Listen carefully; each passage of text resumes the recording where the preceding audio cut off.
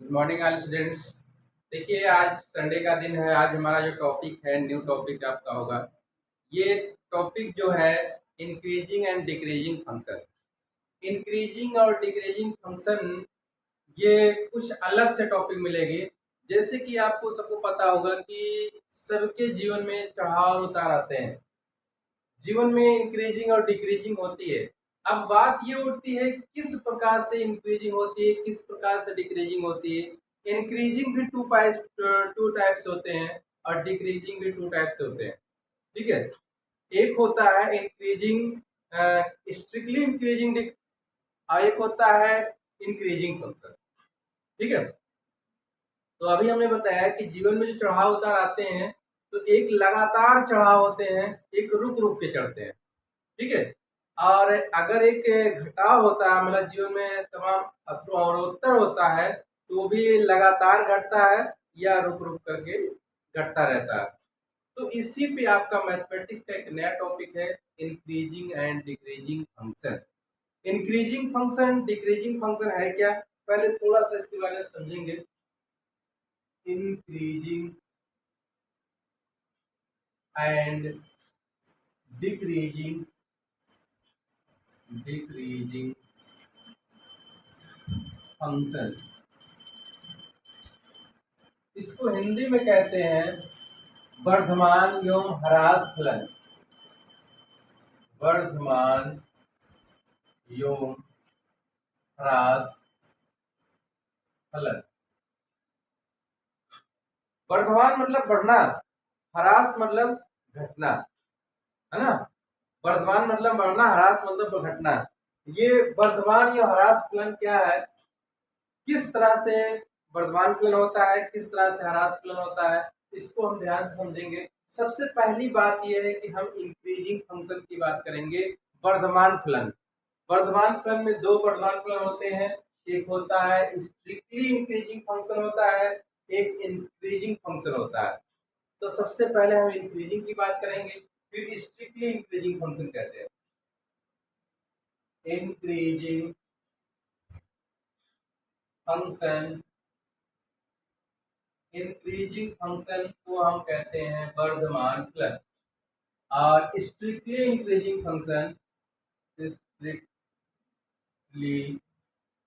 Increasing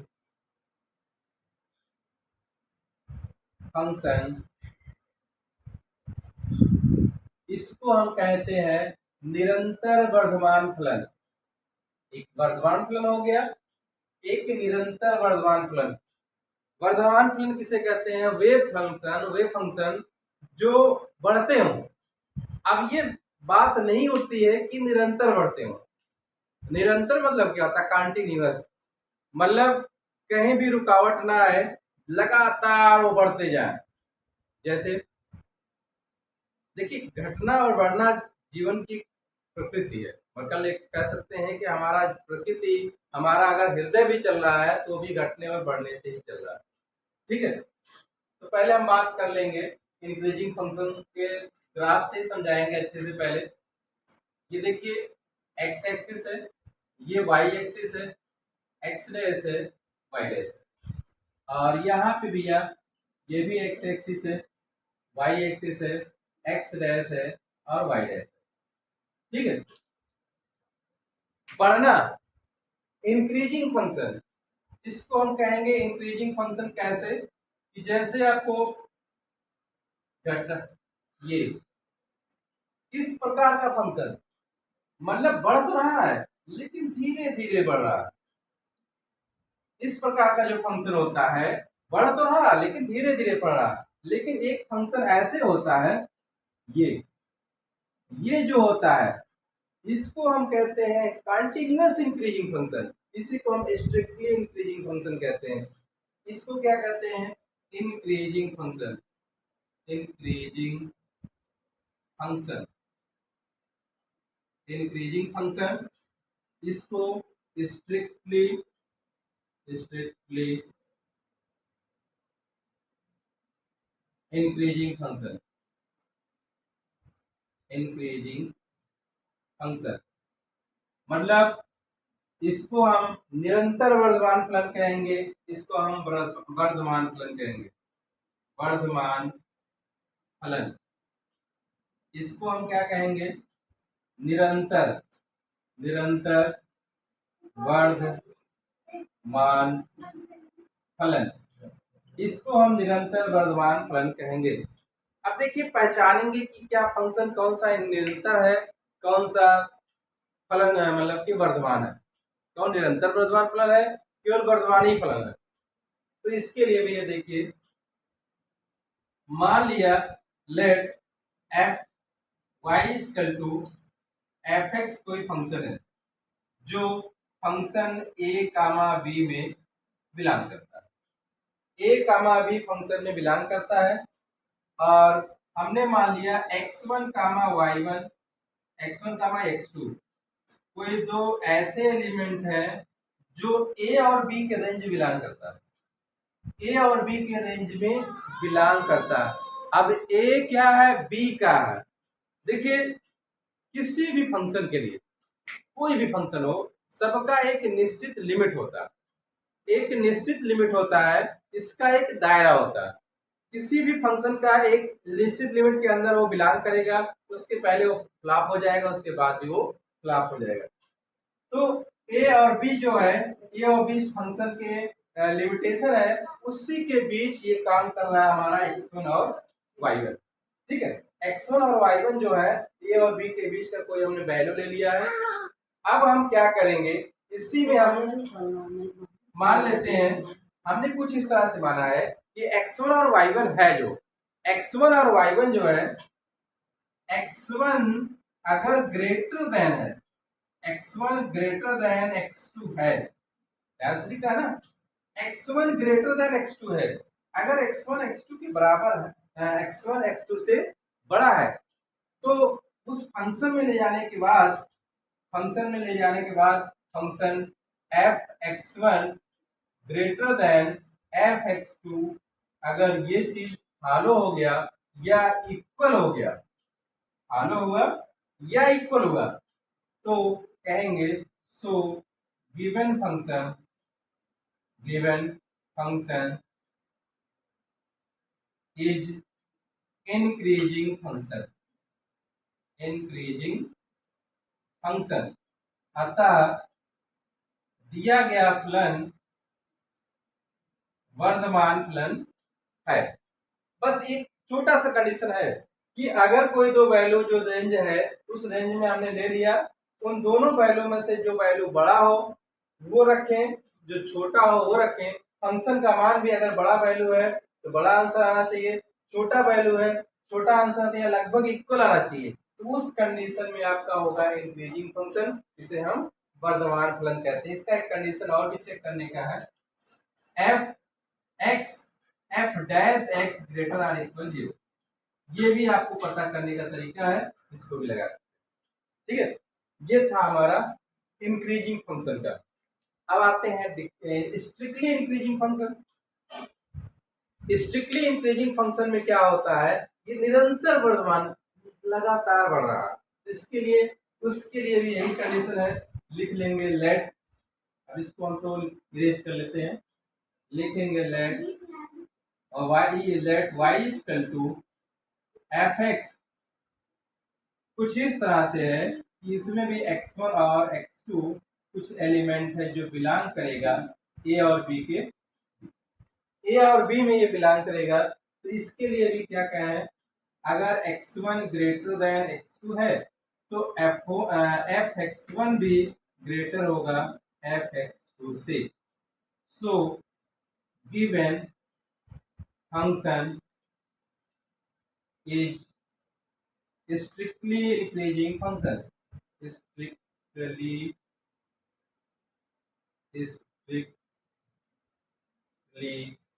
increasing function, increasing function, strictly increasing function.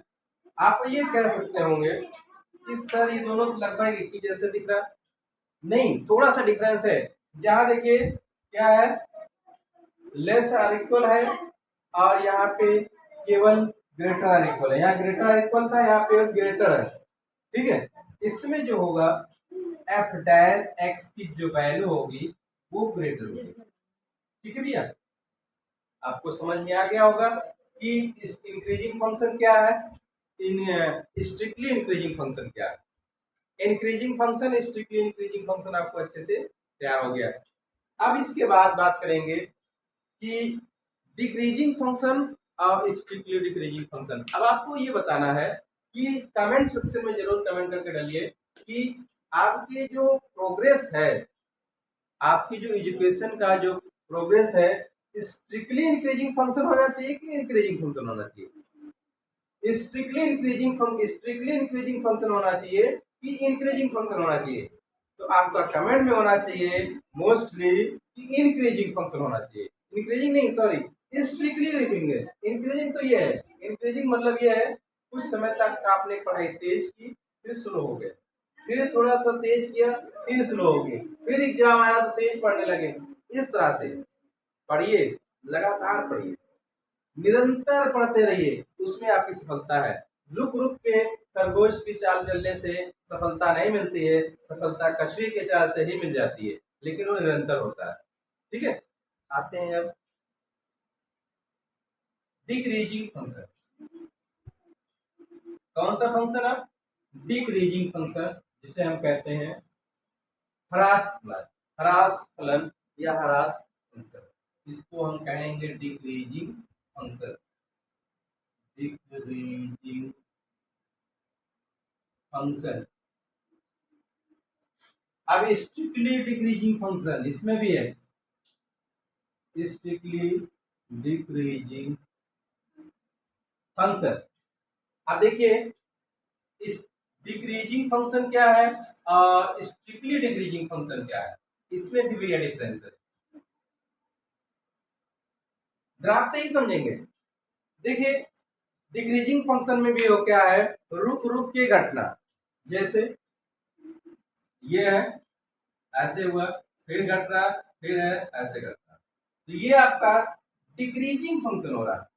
और strictly decreasing function का मतलब ये है कुछ ऐसे घटता चला गया, कुछ ऐसे निरंतर रूप से ह्रास फलन हो रहा, और ये ह्रास फलन हो रहा, इसको कहेंगे डिक्रीजिंग फंक्शन, डिक्रीजिंग फंक्शन, इसको हिंदी में कहते हैं ह्रास फलन, ह्रास फलन।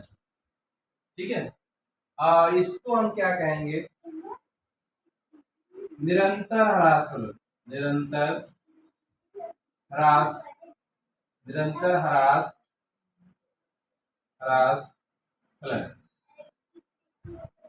ठीक है, ये x axis, x dash, y, y dash, इसको वर्जिन कहेंगे एक्स वाई, एक्स डैश और वाई डैश, ये आपका वर्जिन हो गया। ठीक है, देखो भैया, अब आप लोग को ये सोचना होगा कि अगर हम जीवन में कभी घट रहे हैं तो किस तरह से घटे तो भी हम सेफ हैं। ह्रास फलन में, निरंतर ह्रास में तो लगातार आप गिरते चले जाएंगे। ठीक है, इसलिए आपको हमेशा इंक्रीजिंग डिक्रीजिंग का दिमाग में रखना चाहिए, उसी से अपने जीवन या करियर को आगे बढ़ाइए। और यहाँ फंक्शन पहले तो पढ़ लीजिए, इंक्रीजिंग तो हमने बता दिया, डिक्रीजिंग क्या है इसके बारे में सीख लीजिए। डिक्रीजिंग फंक्शन कैसे है, अब देखिए यहाँ पे भी मान लेते हैं, लेट कोई function y F x function मान लिया, इसमें भी x1 और x2 कोई दो वैल्यू है जो बिलोंग कर रहा है किसमें, ए और बी में। ये फंक्शन है, मान लीजिए फंक्शन का एक कर्व दिया है, ठीक है, और ये भी जो है फंक्शन y इसका भी कर्व का इक्वेशन है। अब देखो भैया, यहाँ ए और बी जो हमने बताया, अभी भी बताया कि ए और बी है क्या, हमने अभी भी बताया कि ए और बी जो है किसी भी फंक्शन का एक दायरा, कोई भी फंक्शन हो सबका एक लिमिटेशन होता है, इस फंक्शन इतने लिमिट तक एक फंक्शन बिलोंग करेगा, इतने लिमिट से फंक्शन नॉट बिलोंग करेगा। ठीक है, तो जहां तक वो लिमिट का फंक्शन बिलोंग करता है उसी के बीच का कोई दो पॉइंट लेंगे, जिसे हमने मान लिया x1 और x2। ठीक है। अब इसको वैल्यू भैया इसी मिला के रखेंगे। अगर हमने x1 ग्रेटर x2 कर दिया, x1 ग्रेटर x2 कर दिया, तो क्या हो जाएगा, F x1 less x2 are equal. ठीक है, देखिए तो ये F1 f x one less or equal f x two. आपकी बात क्या है, वहां आपने पढ़ा था अगर x1 ग्रेटर x2 है तो f x one greater or equal f x two होता था, लेकिन यहाँ पे उसका अपोजिट हो गया। ठीक है, ये था तो लिखेंगे to given function, so given function is decreasing function, so given function is decreasing function। इसका भी एक कंडीशन है कि अगर f dash x less or equal 0 है तो भी आपका फंक्शन डिक्रीजिंग फंक्शन के दायरे में आएगा। अब आइए निरंतर ह्रास फलन में, इसमें भी मान लेते हैं let f y equal to f x कुछ इस तरह से है कि x1 और x2 बिलोंग करते हैं ए और बी के रेंज में। ठीक है, तो इसमें अगर x1 ग्रेटर देन x2 कर दिया गया तो function x1 less F x2 होगा। तो इस तरह का कंडीशन जो फॉलो करेगा उसको हम क्या कहेंगे, निरंतर ह्रास फलन कहेंगे। So given function is strictly decreasing function, strictly decreasing function।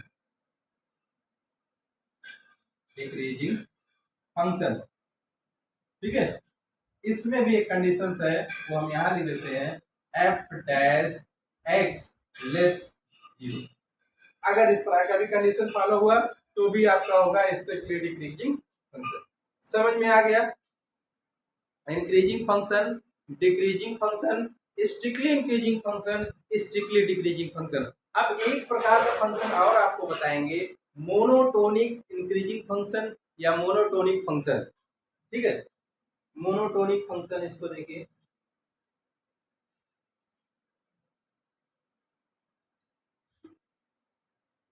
ध्यान से देखिए, अगला फंक्शन है वो क्या हो गया, मोनोटोनिक फंक्शन किसे कहते हैं, मोनोटोनिक फंक्शन। देखिए आपकी जो 12th क्लास के अगर सिलेबस देखा जाए तो अब की बार तो शायद इस सिलेबस से आपके कट गया है, फिलहाल आप लोग पढ़ लीजिए। कंपटीशन में इसका महत्व बहुत है और एग्जाम में कई बार कंपटीशन के आया है, आप लोग कंपटीशन की एग्जाम दे रहे हैं। नया टॉपिक है मोनोटोनिक फंक्शन, मोनोटोनिक फंक्शन इसको कहते हैं एक दृष्ट फलन, हिंदी में दृष्ट फलन। हमारे बहुत सारे स्टूडेंट जो हिंदी मीडियम के हैं वो कहते हैं सर आप इंग्लिश में ही पढ़ाते हैं, हिंदी वालों को ध्यान नहीं देते हैं। तो ऐसा कुछ नहीं है, हम हिंदी और इंग्लिश मिक्स पढ़ाते हैं। ये कोशिश करिए कि आप लोग इंग्लिश सीखने की जल्दी से जल्दी सीखिए, क्योंकि आगे चल करके इंजीनियरिंग में जाएंगे तो वहाँ प्योर आपको इंग्लिश में ही पढ़ाया जाएगा, इसलिए इंग्लिश की पकड़ जरूर बनाइए। चलिए इसकी डिफिनेशन हम हिंदी में लिख देते हैं, थोड़ा सा समझ में आ जाए आपको। देखिए, यदि कोई फलन किसी अंतराल में, ताकि समझ में आ जाए, किसी अंतराल, यदि कोई फलन किसी अंतराल में वर्धमान फलन है या ह्रास फलन है, ह्रास फलन या ह्रासमान फलन है, तब उस फलन को एक दृष्ट फलन कहते हैं या मोनोटोनिक फंक्शन कहते हैं। एक दृष्ट फलन या मोनोटोनिक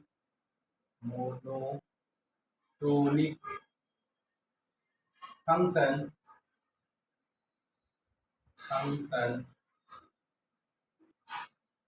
कहते हैं। ठीक है भैया। फलन क्या कहने का मतलब है, मोनोटोनिक फंक्शन ऐसे फंक्शन उसमें ह्रासमान और वर्धमान दोनों पाए जाते हैं, उस फंक्शन को हम मोनोटोनिक फंक्शन कहते हैं।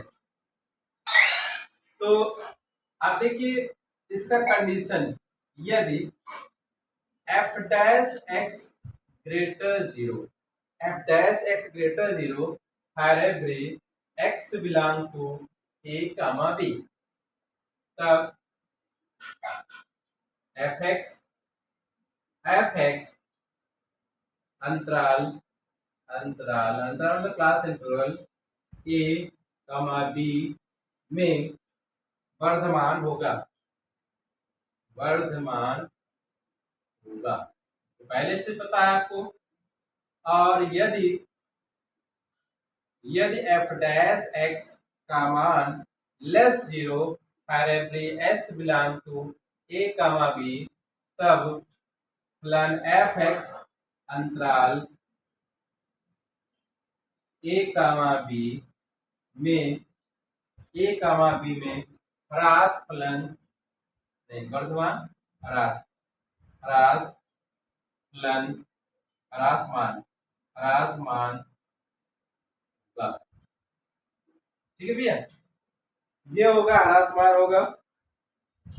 अब देखिए इसका ग्राफ भी देख लीजिए। ग्राफ कुछ इस तरह से है,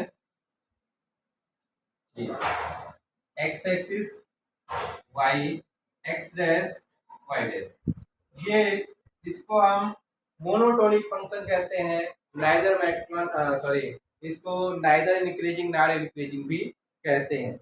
this monotonic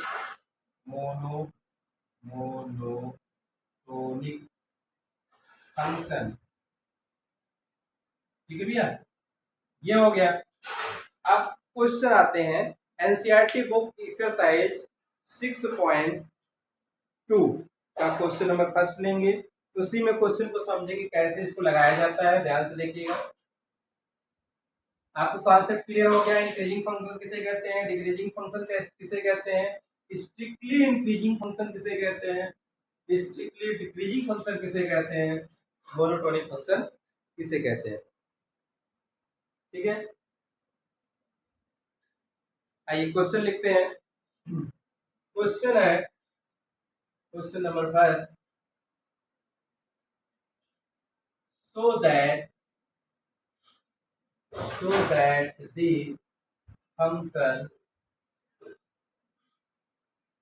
the function given by fx 3x plus 70 is strictly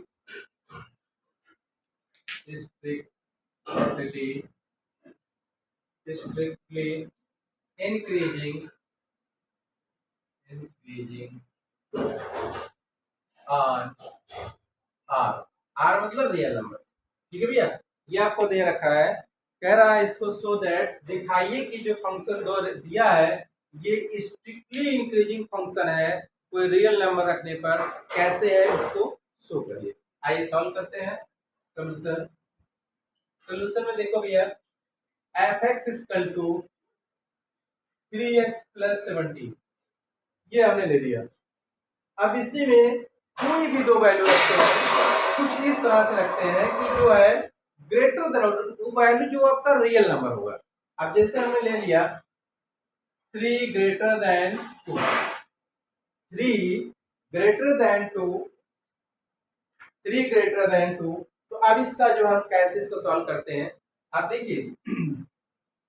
अब यहाँ इसमें एक बार 3 की वैल्यू रख देते हैं, एक बार इसमें 2 की वैल्यू रख देते हैं, एक बार 3 रख लेंगे, एक बार 2 रख देते हैं। यहाँ पे बगल में रख के दिखाते हैं, f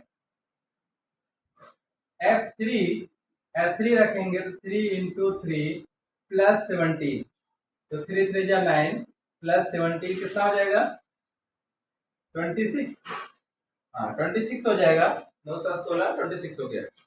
अब ऐसे एफ एक्स के स्थान पे 2 रख दीजिए, तो 3 = 2 + 17 कितना हो जाएगा 6 और 7 13।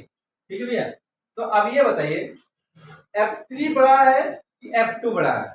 F3 है ना, तो यहाँ पे लिखेंगे F3 > F2।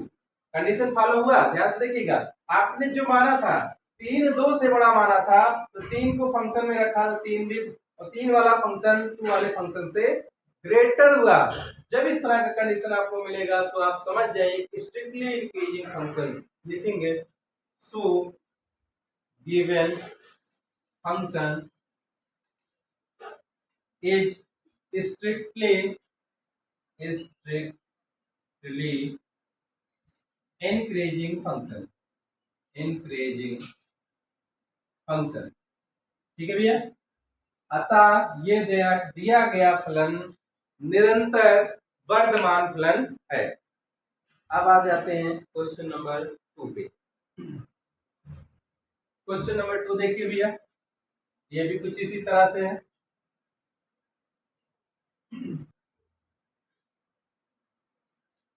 क्वेश्चन नंबर 2 क्या कह रहा है, so that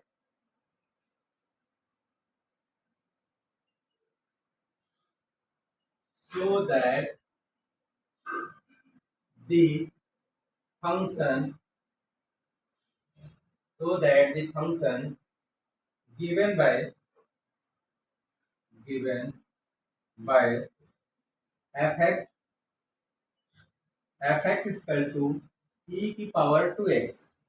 is equal to e⁻²x is strictly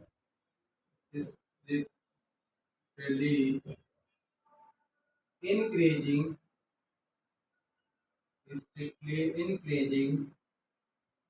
on R। उसी तरह ये भी क्वेश्चन दिया है स्ट्रिक्टली इंक्रीजिंग ऑन R। अब ये भी सेम उसी तरह लगाएंगे, कुछ नया नहीं करना है। जैसे हमने अभी भी बताया क्वेश्चन नंबर फर्स्ट, सेम उसी तरह से क्वेश्चन नंबर सेकंड लगाएंगे। तो सबसे पहले सोल्यूशन में आते हैं।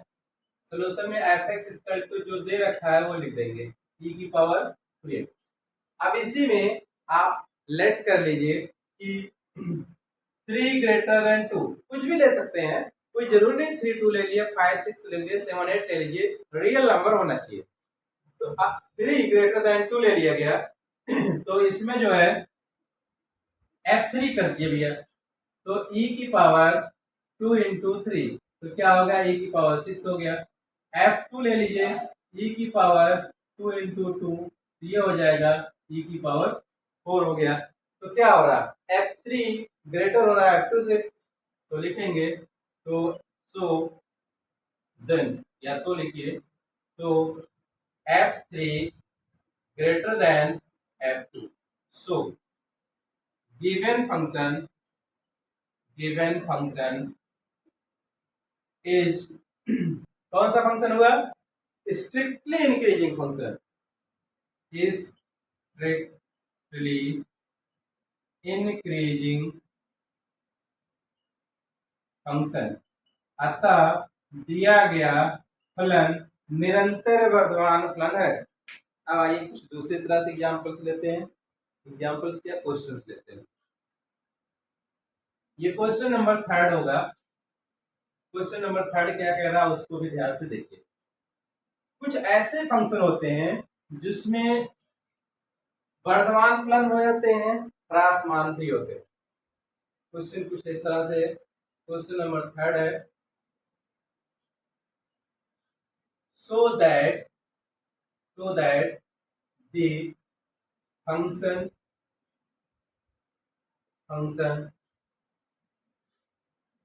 given by f(x) is equal to sin x is, क्या कह रहा है, पहला इसमें कहा है strictly increasing increasing increasing in किसमें 0 और π/2 के रेंज में जो फलन है स्ट्रिक्टली इंक्रीजिंग होगा और स्ट्रिक्टली डिक्रीजिंग इज π/2 कामा 5। इसमें स्ट्रिक्टली डिक्रीजिंग होगा। अब इसके बाद neither increasing nor decreasing function. बहुत ध्यान से देखिएगा, ये आपको दे रखा है रेंज 0 से पाई और 0 से पाई के बीच में नाइदर इंक्रीजिंग नॉर डिक्रीजिंग। देखिए भैया क्वेश्चन बहुत अच्छा है, इंटरेस्टिंग क्वेश्चन है। क्या कह रहा है, so that the function given, ये फंक्शन जो दिया है f(x) sin x और इसमें दो रेंज दिया है। एक रेंज दिया है 0 से π/2। 0 से π/2 में फंक्शन क्या है, इंक्रीज हो रहा है, वो भी स्ट्रिक्टली इंक्रीजिंग फंक्शन हो रहा है। और π/2 से पाई के बीच में आपको डिक्रीज हो रहा है, वो भी स्ट्रिक्टली डिक्रीजिंग हो रहा है। अगर 0 से पाई देखा रहा है तो neither increase nor decreasing function आपको शो करके दिखाना है और दिख भी रहा है। थोड़ा सा आप दिमाग लगाइए ग्राफ के रूप में। देखो भैया ये आपका x है, y है, x डैश है, y डैश है। आपको ऐसे साइन का ग्राफ होता है। साइन का जो कर्व होता है कुछ इस तरह से होता है। यहाँ पे 0 होगा, ये π/2 होगा और यहाँ पे पाई होगा, π/2 पाई। अब देखिए 0 से π/2, देखिए यही समझिए, ये आपका जो कर्व है ये है f(x) sin x। sin x का कर्व है 0 से पाई। देखिए कर्व स्ट्रिक्टली इंक्रीज हो रहा है, कहीं रुक रुक तो नहीं जा रहा ना, स्ट्रिक्टली इंक्रीज हो रहा है। लेकिन π/2 से इस पाई की ओर स्ट्रिक्टली आपको क्या हो रहा है, डिक्रीज हो रहा है। अब 0 से पाई देखा जाए तो नाइदर इंक्रीज ना डिक्रीज, क्योंकि ना तो बढ़ा है ना तो घटा, उसी पे ही है। ठीक है, समझ में आ रहा ना। अब इसी को लिखना कैसे है वो सीखना है। आपने देख लिया कैसे क्या इंक्रीज हो रहा है क्या डिक्रीज हो रहा है, जो जो कहा है वो सत्य है, बस कैसे दिखा दीजिए कैसे सत्य है वही हमें लिख के दिखाना है। आइए ध्यान से देखते हैं, पहला वाला लेते हैं। पहला वाला कह रहा है स्ट्रिक्टली इंक्रीजिंग फंक्शन आप दिखाइए, तो f(x) क्या है, sin x। ठीक है भैया, अब देखिए 0 और π/2, 0 और π/2 ही ले लीजिए, कोई जरूरी नहीं है कि उसके बीच का ले लीजिए, बीच का भी ले सकते हैं। और 0 और π/2 के बीच में क्या आ रहा है, 0 π/2 के बीच में अगर आप रेंज ही लेना चाहते हैं तो जैसे आपका आ रहा π/3 आ रहा और π/6 आ रहा है ना, π/3 भी आ रहा π/6 भी आ रहा, इन दोनों किसी की वैल्यू ला के रखते हैं तो भी आपको बिलोंग करता है, तो अभी आप कहेंगे स्ट्रिक्टली इंक्रीजिंग फंक्शन होगा। चलो लिख लेते हैं, यही ले लेते हैं, लिखेंगे लेट π/3 और π/6 and π/3 belong to 0 to π/2। π/3 π/6 और π/3 बिलोंग कर रहा है किसके, 0 और π/2 के बीच बिलोंग कर रहा है। तो एक बार आप लिखेंगे क्या बड़ा है, π/6 बड़ा है कि π/3 बड़ा है, π/3 ग्रेटर है π/6, है ना ग्रेटर, रख दीजिए। अब इसमें जो देखिए अगर इसमें लाके वैल्यू रखेंगे f sin x है ना, यहाँ लिखेंगे f π/3, तो क्या हो जाएगा sin π/3। sin π/3 मतलब sin 60, sin 60 की वैल्यू क्या होती है, √3/2।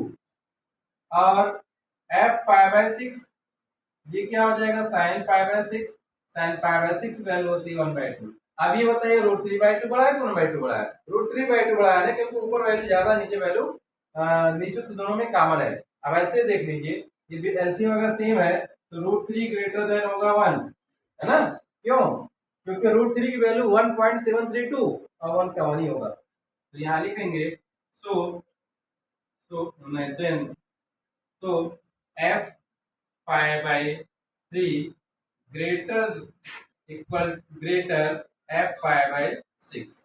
ये आप समझने की बारी है, आप ऐसे लिख लीजिए, इसको सब हटा दीजिए, कोई जरूरी नहीं है। So given function is strictly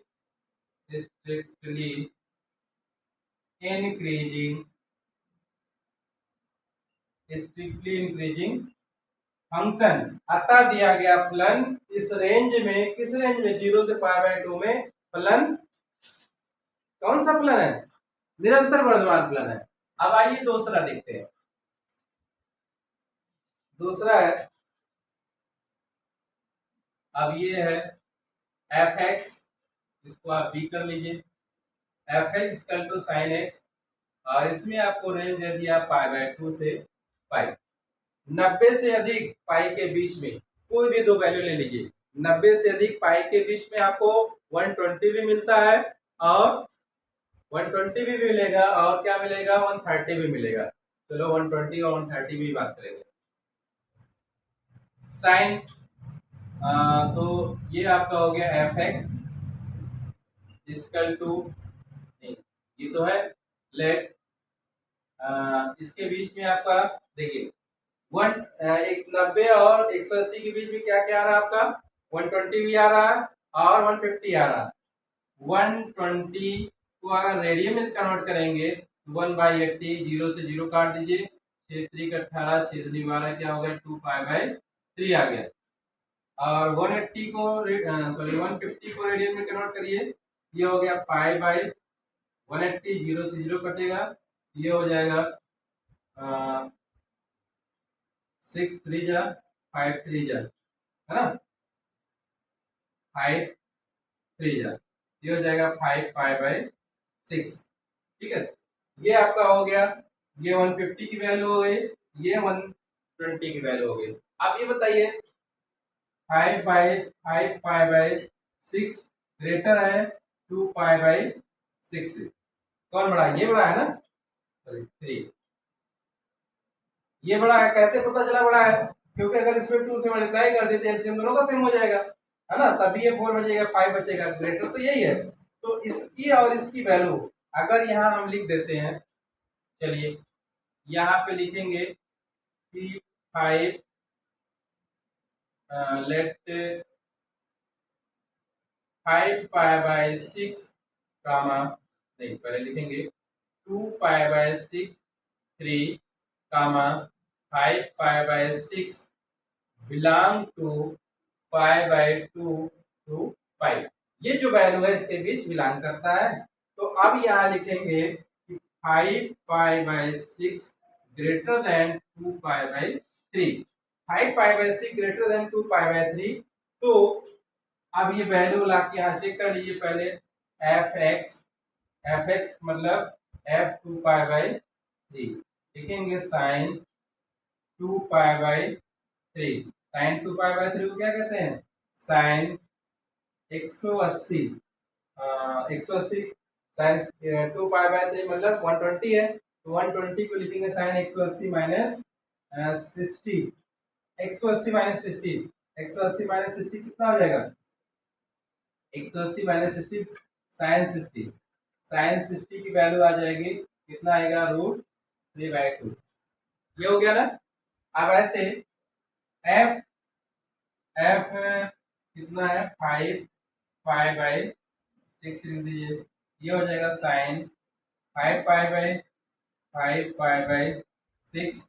इसको आप लिख सकते हैं 180 माइनस 30, तो ये भी कितना हो जाएगा? 180 माइनस 30, तो ये हो जाएगा कितना आ जाएगा? Sine 30, sine 30 value 1/2। देखो भी एकदम उल्टा आ रहा है। देखिए यहाँ ये बड़ा था इससे, तो आपकी बार फंक्शन जो हो रहा है इसी का रिवर्स आ रहा है, ये हो जा रहा है छोटा, हो रहा बड़ा। तो लिखेंगे एफ एफ 5 पाई/6 ग्रेटर, ग्रेटर कौन था, ये लेस हो जाएगा, लेस एफ एफ 2 पाई/3, एकदम उल्टा हो गया भैया, यहाँ लिखेंगे तो so given function is strictly decreasing function, strictly, इसको इरेज कर देते हैं, आपको समझ में आ गया होगा। सो स्ट्रिक्टली डिक्रीजिंग फंक्शन, ठीक है भैया, स्ट्रिक्टली डिक्रीजिंग फंक्शन, आपने इंक्रीजिंग भी दिखाया और डिक्रीजिंग भी दिखा दिया। अब उसी को ग्राफ पे देख लीजिए, 0 से पाई, 0 से पाई में कोई गत नहीं हो रहा है, ना तो बढ़ रहा है ना तो घट रहा है। अब लिखेंगे फ्रॉम एबव कंडीशन, सी वाले लिख देंगे from above condition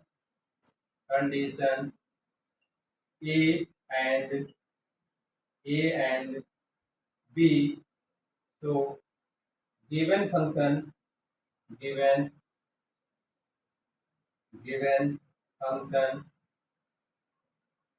fx range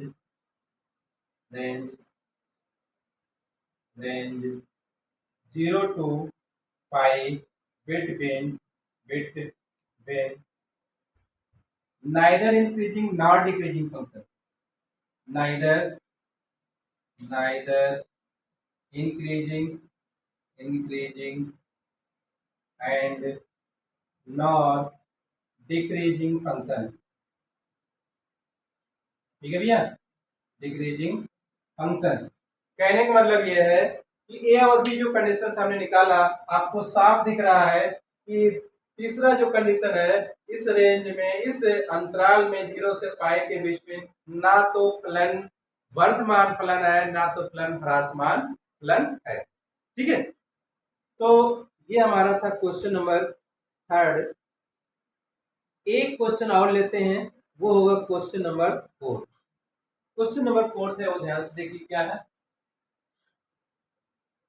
देखिए वर्धमान फलन ह्रासमान फलन को अच्छे से, ज्यादा क्वेश्चन तो नहीं है एनसीईआरटी बुक में, लेकिन उतने क्वेश्चन तो लगा लीजिए जिससे कभी डाउट ना रहे, और इसी में से बार बार रिपीट हो जाते हैं, कोई बाहर ज्यादा क्वेश्चन नहीं आते, ठीक है। क्वेश्चन नंबर 4 देखिए क्या कह रहा, find the interval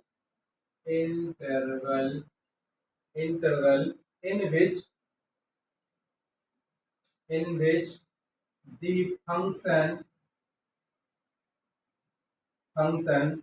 f given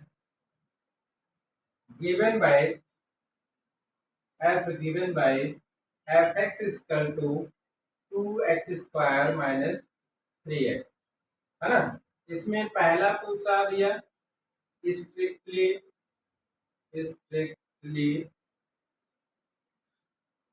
increasing, और दूसरा है बी स्ट्रिक्टली डिक्रीजिंग,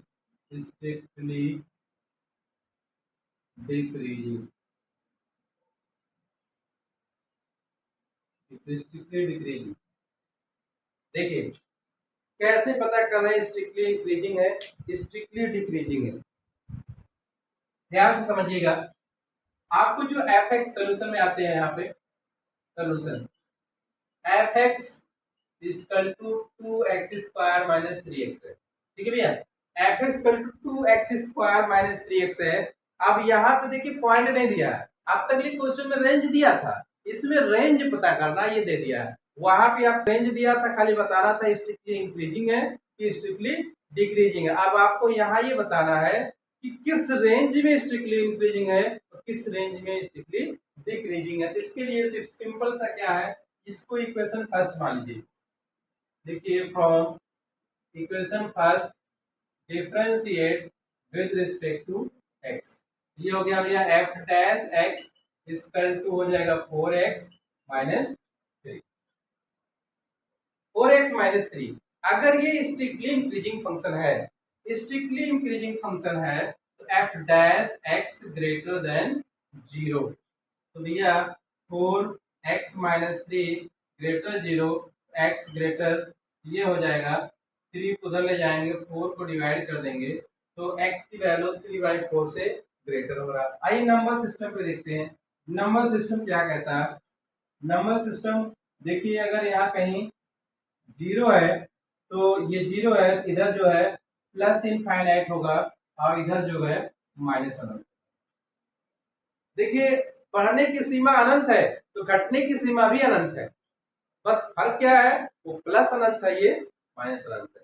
ठीक है, तो ये जो वैल्यू 3/4 है, 0 से पॉजिटिव डायरेक्शन में कहीं यहाँ पे 3/4 ये दे रखा है। अब यहाँ से 3/4 से पॉजिटिव इंफिनिटी, इसके बीच में आपका जो फंक्शन होगा स्ट्रिक्टली इंक्रीजिंग फंक्शन होगा, इसके बीच से 3/4 से माइनस करने के लिए स्ट्रिक्टली डिक्रीजिंग फंक्शन होगा। कैसे होगा वो भी हम ध्यान से देखते हैं, तब बताएंगे स्ट्रिक्टली इंक्रीजिंग होगा कि स्ट्रिक्टली डिक्रीजिंग होगा। देखिए, अब देखो भैया, इसको तो मैंने इरेज कर दिया, इसको हमने इरेज कर देते हैं, ये क्योंकि आपको दिखाना है। इसके बाद देखिए क्या है, एफ माइनस इनफाइनाइट से पाई/4, सॉरी पाई नहीं, 3/4 माइनस इनफाइनाइट से 3/4, ये जो है माइनस इनफाइनाइट से 3/4 और 3/4 से इनफाइनाइट। देखो भैया, इसमें समझने के लिए समझ लीजिए, पहले बेसिकली समझेंगे कैसे। इसमें जो तो दिया है fx = 2x² - 3x, अगर आप 3/4 से कुछ भी वैल्यू कम रखते हैं तो आपका क्या होगा, फंक्शन माइनस में आ जाएगा। अगर उससे थोड़ी सी वैल्यू अधिक रखेंगे तो फंक्शन पॉजिटिव आ जाएगा, आएगा ना। आप देखिए 3/4 है ना, 3/4 में आप 3/4 को आप कर दीजिए 1/4 कर दीजिए, इसमें रख 4 इसमें रख दीजिए, इसमें रख के देख लेते हैं। f 1/4, ये हो जाएगा 2 × 1/4 का होल स्क्वायर और -3 × 1/4, तो कितना होगा भैया, ये 2, ये हो जाएगा 1/16 और ये हो जाएगा 3/4, ये इससे काट देंगे तो कितना आ जाएगा 1/8, 1/8 और -3/4, एलसीएम आपका 8 हो गया, तो यहाँ हो जाएगा 2, यहाँ हो जाएगा 8, यहाँ पे आपका 1 रहेगा और 2 से डिवाइड करेंगे -6, कितना आया -5/8, निगेटिव आया ना, निगेटिव आया, इसका मतलब क्या है, इसके मतलब इसके इधर जो भी वैल्यू रखेंगे सब के सब क्या होगा, डिक्रीज होगा, फंक्शन इंक्रीज नहीं होगा, बिल्कुल नहीं होगा। अगर इसी से वैल्यू 3/4 से कुछ भी अधिक ले लेते हैं, चलिए अधिक भी लिख के देख सकते हैं, अधिक लेते हैं 3/4 से अधिक क्या हो जाएगा, 5/4 भी हो सकता है, 6/4 भी हो सकता है, 8/4 कुछ भी हो सकता है, हमने 3/4 ले दिया थोड़ा सा बड़ा, तो इसमें लिख देते हैं f 5/4, ठीक है, ये हो जाएगा 2 5/4 का स्क्वायर -3 5/4, तो ये क्या हो जाएगा 2, ये हो जाएगा 25/16 -15/4, तो भैया एलसीएम तो 16 ही रहेगा, एलसीएम तो 16 ही रहेगा। अब इसमें क्या है, इसको देखिए 25 × 50 हो गया और 4 15 34 नहीं 25, थोड़ा सा 15/4 और ये हो जाएगा 25 पंचम 25, 25 × 50 16 हो गया। अब इसको 4 से डिवाइड करें तो ये हो जाएगा 15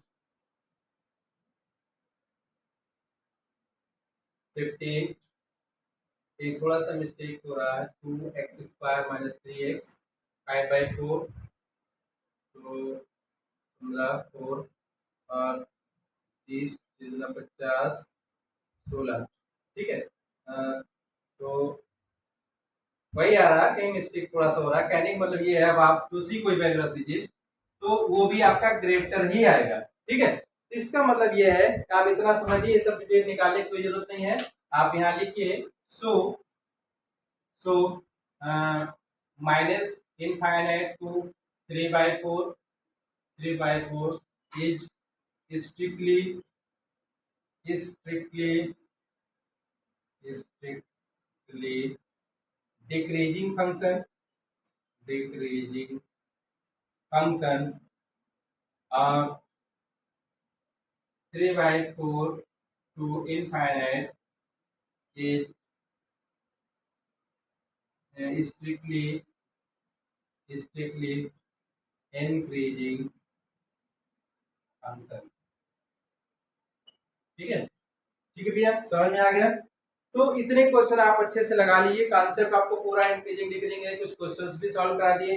नेक्स्ट लेक्चर में इसके कुछ और क्वेश्चन जो है उसको भी प्रोवाइड किए जाएंगे। तब तक ले आपकी वेट करेंगे कि आप लोग को ये लेक्चर पसंद आया कि नहीं आया, लाइक आया। अगर लाइक आया तो लाइक जरूर करेंगे, कमेंट भी डालेंगे, जिससे हम आगे सिलेबस कंटिन्यू करेंगे। हाँ, आपको इतना जरूर बताएंगे कि हमारा पूरा सिलेबस 12th क्लास का चैनल पे है, साथ साथ लाइव सेशन भी चलता है। जो लोग अभी भी देख रहे हो, वेट कर रहे हो, वो लोग क्लास को ऑनलाइन या ऑफलाइन जरूर ज्वाइन करें। Thank you.